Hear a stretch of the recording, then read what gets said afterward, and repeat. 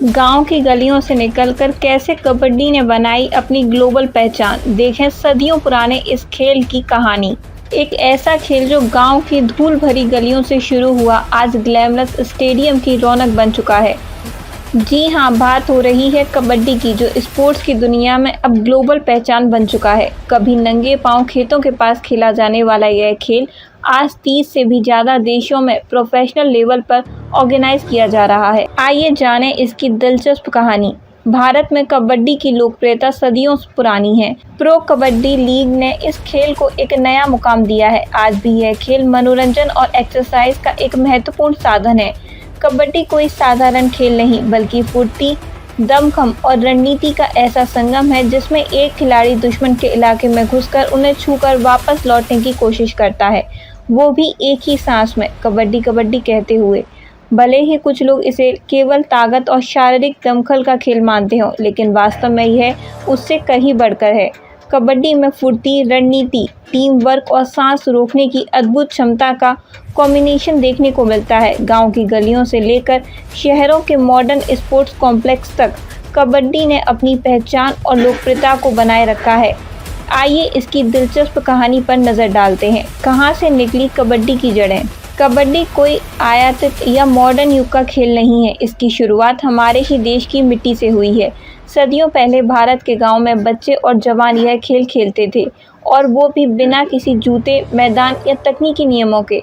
आज भी तमिलनाडु, महाराष्ट्र, उत्तर प्रदेश जैसे राज्यों में यह खेल लोगों की धड़कनों में बसा हुआ है। यह सिर्फ एक खेल नहीं, बल्कि हमारे सांस्कृतिक गर्व का प्रतीक है। यह हमें हमारी जड़ों से जोड़ता है और बताता है कि असली ताकत फैंसी उपकरणों में नहीं, बल्कि जोश और जुनून में होती है। कबड्डी कबड्डी चिल्लाने का मतलब क्या है? कई लोग सोचते हैं कि खिलाड़ी क्यों बार बार कबड्डी कबड्डी बोलता है। असल में यह खेल की एक अनोखी परंपरा है। यह शब्द काई पीढ़ी से आया है, जो तमिल में हाथ पकड़ना कहा जाता है। इसका अर्थ है विरोधी को पकड़ना, लेकिन वो भी तब जब आप एक ही सांस में लगातार कबड्डी बोल रहे हों। यानी खेल को हर पल सांस और शक्ति की परीक्षा है। अगर सांस टूटती है तो खिलाड़ी आउट। महाभारत से भी जुड़ती है कहानी। कबड्डी की जड़ें इतनी पुरानी हैं कि इसकी झलकें हमें महाभारत जैसी प्राचीन गाथाओं में भी मिलती है।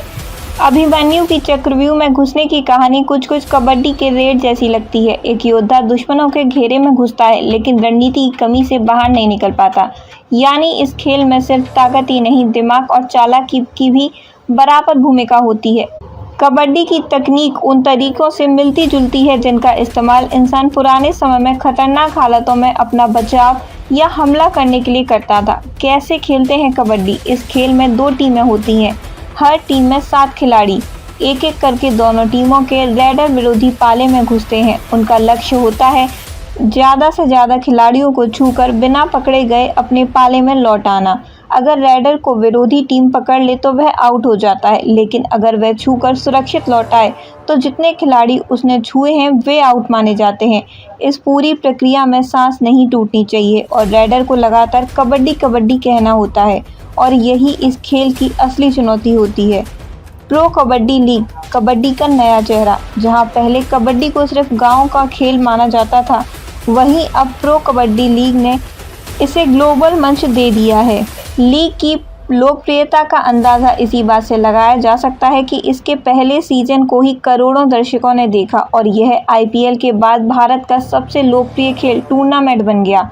इसमें खिलाड़ियों को न केवल पहचान मिली, बल्कि आर्थिक सुरक्षा और इंटरनेशनल लेवल पर खेलने का मौका भी मिला। गांव से निकलकर विश्व मंच पर बनाई जगह। कबड्डी अब सिर्फ भारत तक सीमित नहीं, ईरान, दक्षिण कोरिया, जापान, केन्या और यहाँ तक कि अमेरिका में भी यह खेल अपनी जगह बना चुका है। अंतर्राष्ट्रीय प्रतियोगिताओं में भारत लगातार अच्छा प्रदर्शन कर रहा है और यह खेल देश की शान बन चुका है। कबड्डी सिर्फ खेल नहीं, हमारी पहचान है। आज जब हम क्रिकेट और फुटबॉल जैसे अंतर्राष्ट्रीय खेलों की चर्चा करते हैं तो कबड्डी को भूलना नाइंसाफ़ी होगी। यह हमारे देश की मिट्टी में पैदा हुआ खेल है, जिसने दिखा दिया कि अगर जज्बा हो तो कोई भी देसी खेल अंतर्राष्ट्रीय पहचान पा सकता है। कबड्डी ने न सिर्फ गांव के बच्चों को सपने देखने की हिम्मत दी, बल्कि दुनिया को दिखा दिया कि भारत की असली ताकत उसकी संस्कृति और परंपरा में है।